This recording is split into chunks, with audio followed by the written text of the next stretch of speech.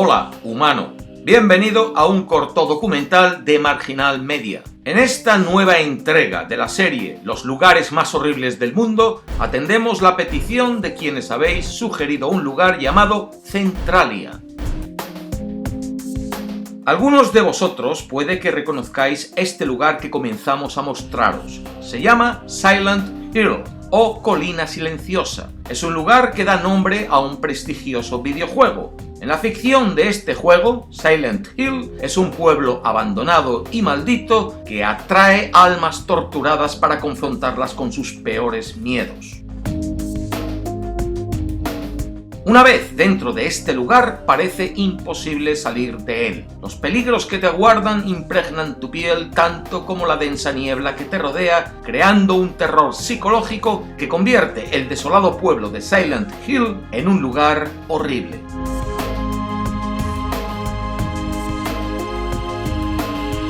El éxito del videojuego dio paso a una película del mismo nombre. Cuando en la película los copos de nieve que caían en el primer videojuego pasaron a ser copos de ceniza, nos contaban que aquello se debía a fuegos existentes en el subsuelo del lugar y nos explicaban que esa era la razón por la que Silent Hill había sido abandonado. Lo que los creadores de toda esta ficción estaban haciendo era simplemente acercarnos un poco más a la realidad que inspiró todo lo que lleváis visto hasta ahora. Este es ese lugar real.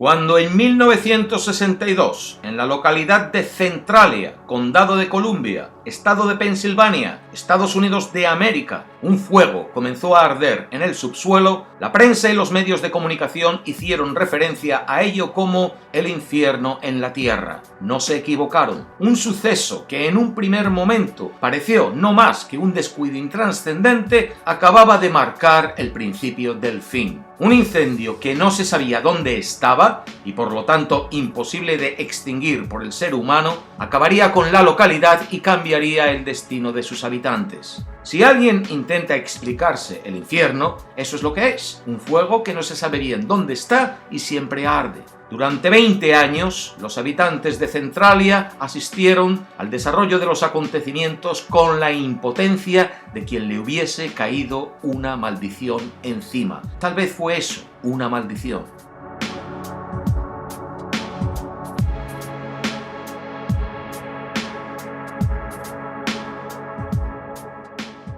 Este lugar fue comprado por colonos europeos a tribus nativas en 1749 por tan solo 500 libras. En 1842, aquí se descubrieron depósitos de antracita, el mineral con mayor concentración de carbono que existe.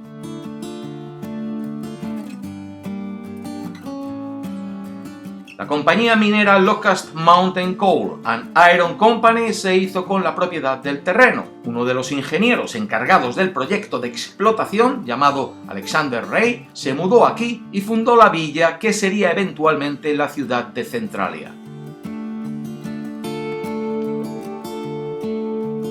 ¿Quién sabe si la maldición comenzó con él? Alexander Ray fue asesinado en 1868 a manos de una sociedad irlandesa llamada Molly Maguires, conocida por su activismo entre mineros irlandeses inmigrantes en el estado de Pensilvania. Los disturbios del grupo Molly Maguires fueron numerosos y mantuvieron atemorizados a la población. Contra sus desvanes se alzó el padre Daniel Ignatius McDermott, el primer sacerdote católico en establecerse en Centralia. Los Maguires atacaron al sacerdote por denunciar sus actividades delictivas, y este respondió maldeciendo la tierra. proclamó que un día la Iglesia Católica Romana de San Ignacio sería el único edificio en pie en Centralia. ¿Fue el cura quien lanzó la maldición? Años más tarde, los Maguires acabarían pagando por sus delitos y varios de sus líderes fueron colgados públicamente. Los crímenes en el área se redujeron y Centralia prosperó como ciudad minera.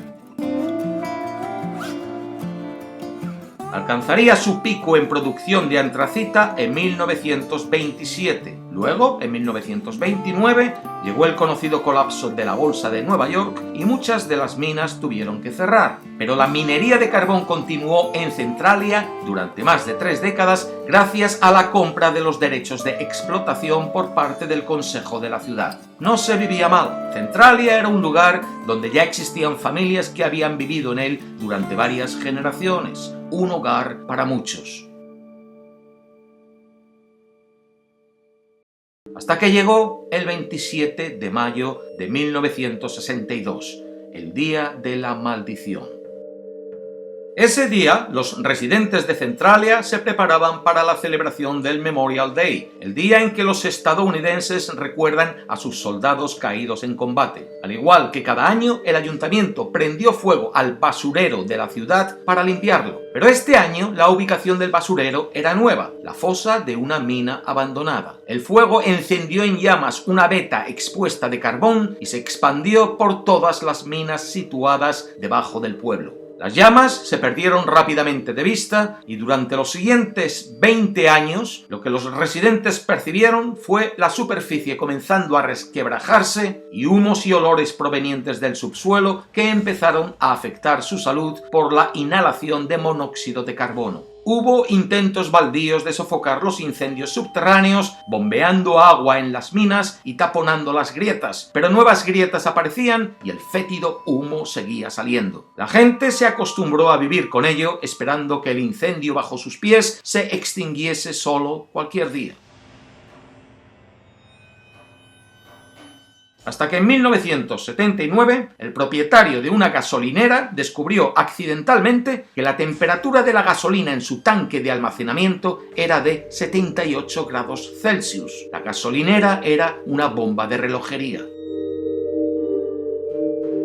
2 años más tarde, los periódicos nacionales se hacían eco de otro suceso ocurrido en Centralia. Un niño de 12 años salvaba su vida de milagro al agarrarse a unas raíces cuando un pozo de decenas de metros de profundidad se abrió inesperadamente bajo sus pies.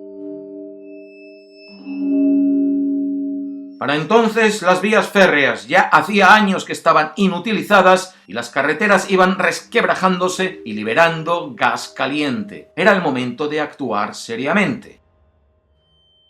En 1983, el Congreso de los Estados Unidos asignó más de 42 millones de dólares para la reubicación de los residentes después de que 2/3 partes de estos votasen a favor de abandonar la ciudad. Más de 1000 personas dejaron la ciudad, 500 estructuras fueron demolidas.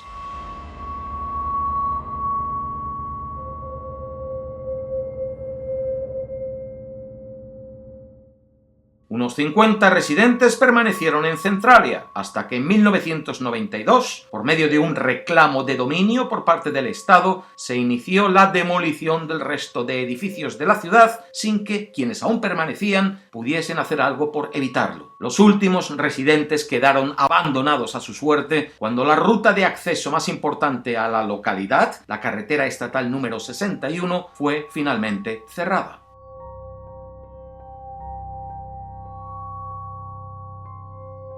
En 2002, el servicio de correos retiró el código postal de la ciudad, el 17.927. Y en 2009, el gobernador del estado comenzó el desalojo formal de los residentes restantes de Centralia.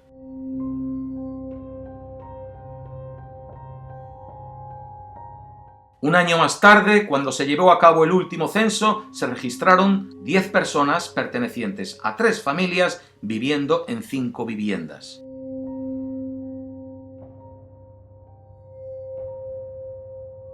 Desde entonces, el nombre de Centralia está siendo progresivamente borrado de señales, mapas y registros. Parece que la maldición del cura McDermott está a punto de consumirse. ¿O no? Porque los expertos auguran que el incendio, que se sabe está a 1600 metros de profundidad, puede durar aproximadamente otros 250 años.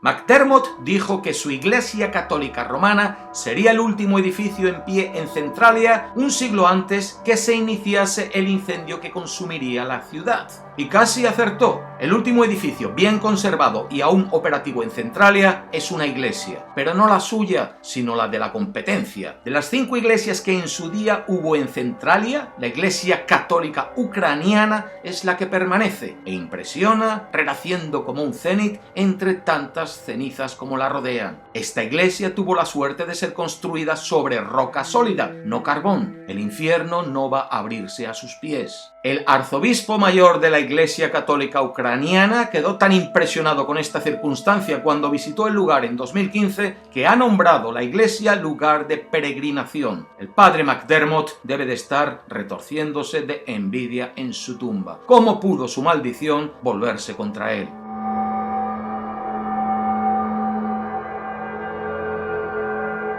Para los últimos residentes de Centralia, el recordatorio diario de su maldición no son los numerosos letreros de advertencia del fuego subterráneo, inestabilidad del suelo y riesgo de colapso de sumideros y de niveles peligrosamente altos de monóxido de carbón en el aire, sino los grafitis. Para ellos la maldición son los turistas que dejan basura y grafitis por todas partes, en la carretera, en los árboles, en los edificios restantes. Ellos han visto cineastas de Hollywood aparecer por aquí en busca de localizaciones para sus películas y pasar de largo en cuanto ven la imposibilidad de evitar tanto graffiti. Ellos perciben el infierno sobre el que residen como una mina de oportunidades. No solo porque ese infierno en la tierra con el que se les catalogó hace ya más de 50 años es como el título de una buena película, es que la mina, literalmente, sigue bajo sus pies. Y sobre esto, para que nada falte, también tienen su teoría conspiratoria. Parece ser que en Estados Unidos hay cientos de incendios de vetas de carbón, solo en el estado de Pensilvania 45. Incendios que según algunos no suelen durar tanto ni ser tan peligrosos como se cree. Entonces, ¿por qué tanto drama con Centralia? Porque bajo la ciudad aún pueden quedar 2 o 3 mil millones de dólares en valor de antracita, cuyo título de explotación pertenece a la ciudad desde 1950. Claro que si ésta desaparece, ese título y el derecho de explotación pasará a pertenecer al Estado. Hay quienes creen que aquel incendio en 1962 fue provocado por el gobierno y camuflado como un accidente, que esta es la auténtica maldición. Una película titulada El infierno en la tierra, con un argumento tramado desde las cúpulas del poder sobre una ciudad que se hunde en medio de las llamas y un gobierno que acude a rescatar a sus gentes. Una película de horror para asustar a los habitantes del lugar y quedarse con su riqueza en cuanto lo vacíen. Mirando los campos serenos y apacibles de Centralia, cabe preguntarse eso, si realmente este es un lugar horrible o una película de Hollywood que nos han vendido.